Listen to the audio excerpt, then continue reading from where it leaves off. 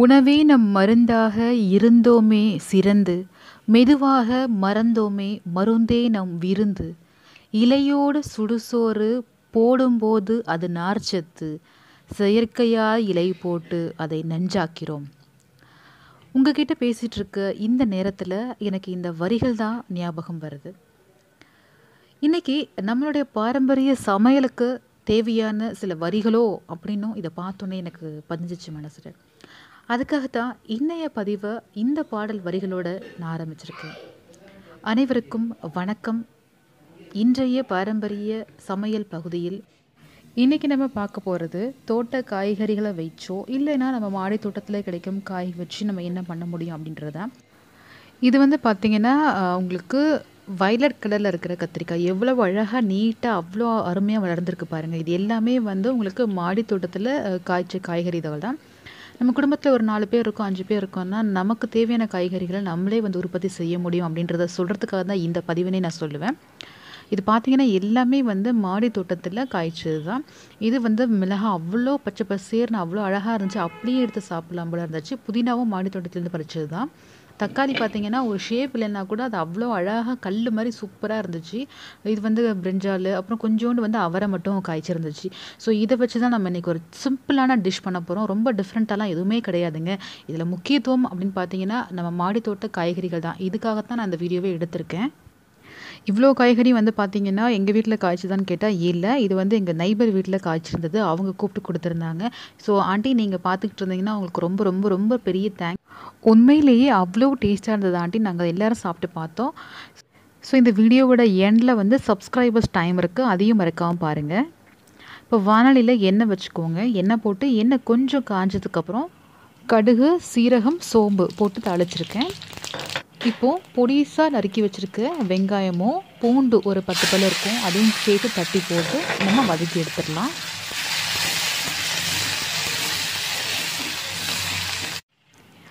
இப்போது இந்த டிஷ்க்கு தேவையான உப்பையும் போட்டுருவோம்.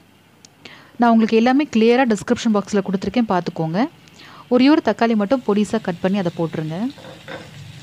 போட்டு ரெண்டையும் இப்போ சேர்த்து நல்லா வதக்கி எடுத்துருங்க.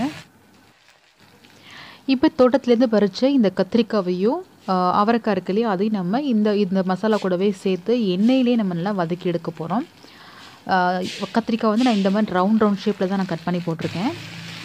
உங்களுக்கு வேணால் நீங்கள் நீல வாக்கில் கூட கட் பண்ணி போட்டுக்கோங்க. இதை நம்ம அப்படியே டீப் ஃப்ரை மாதிரி எண்ணெயிலே நம்ம வதக்கி எடுக்க போகிறோம். தண்ணி எதுவும் ஆட் பண்ண வேண்டாம்.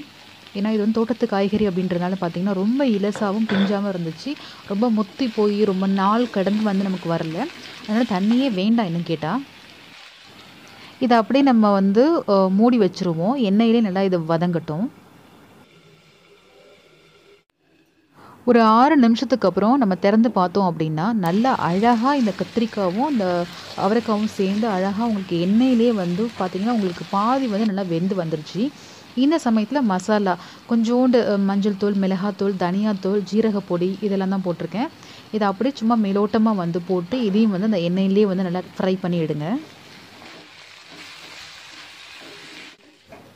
கொஞ்ச நேரம் வதக்கினதுக்கப்புறம் திரும்பவும் அதை அப்படியே சட்டி போட்டு மூடி வச்சுருங்க.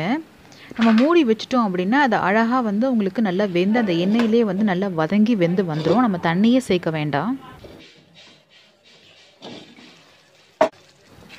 இப்போ பாருங்களேன், உங்களுக்கு அந்த கத்திரிக்காய் அப்புறம் அந்த தக்காளியில் இருக்க தண்ணியே பார்த்திங்கன்னா உங்களுக்கு இறங்கி கொடுத்து நல்லா அழகாக வதங்கி உங்களுக்கு நல்ல ஒரு கிரேவி பதத்துக்கு கிடச்சிருச்சு. இது இன்னும் நீங்கள் ஓப்பனில் வச்சு நல்லா இன்னும் டீப் ஃப்ரை பண்ணிகிட்டே இருந்தீங்கன்னா உங்களுக்கு அழகாக சூப்பராக பார்த்திங்கன்னா சப்பாத்திக்கோ இல்லை ரைஸ்க்கோ தொட்டுக்கிறதுக்கான ஒரு நல்ல ஒரு சைடிஷாகவும் கிடச்சிரும். தோட்டத்து காய்கறிகள் அப்படின்றதுனால உங்களுக்கு நேரமும் ரொம்ப கம்மியாக தான் உங்களுக்கு ஆகும் வேகிறதுக்கு. ஸோ இந்த மாதிரி ரொம்ப ஆரோக்கியமான சமையலை நீங்களும் சாப்பிடணும் அப்படின்னு விரும்புனீங்கன்னா மறக்காமல் உங்கள் வீட்லேயே ஏதாவது 1-2 காய்கறிகள்லேருந்து நீங்கள் வளர்க்க ஆரம்பித்து அதுக்கப்புறம் அதை பெருசுப்படுத்திக்கலாம். ரொம்ப நன்றி. அண்ட் இதுக்கு முன்னாடி பார்த்தீங்கன்னா நான் வத்தப்பூண்டு குழம்பு எப்படி வைக்கிறது, நம்ம ரொம்ப அழகான ஒரு பாரம்பரிய முறையில் அது ஒரு மருந்து குழம்பு நம்ம எப்படி வைக்கிறதுன்னு சொல்லி நான் கொடுத்துருந்தேன். அந்த வீடியோட லிங்க்கை மேலே டிஸ்கிரிப்ஷன் பாக்ஸ்லேயும் கொடுக்குறேன், ஐகார்ட்லேயும் கொடுக்குறேன், பார்த்து செக் பண்ணிக்கோங்க. அந்த வீடியோவில் கமெண்ட் பண்ணி என்ன என்கரேஜ் பண்ண என்னுடைய சப்ஸ்கிரைபர்ஸ்க்கு ஒரு சின்ன ஒரு ரெஸ்பெக்ட்ஃபுல்லான ஒரு விஷயமாக தான் நான் அவங்க நேமெல்லாம் சொல்லி நான் தேங்க்ஸ் பண்ணலான்னு இருக்கேன். ஸோ இப்போ அந்த செக்மெண்ட் தான் வரப்போகுது, மறக்காமல் பாருங்கள். ஸோ அந்த வத்தப்பூண்டு குழம்போட ஃபஸ்ட்டு வியூவர் எனக்கு ஃபஸ்ட்டு கமெண்ட் பண்ணவங்க பொன்னம்பிகா. ரொம்ப நன்றிம்மா.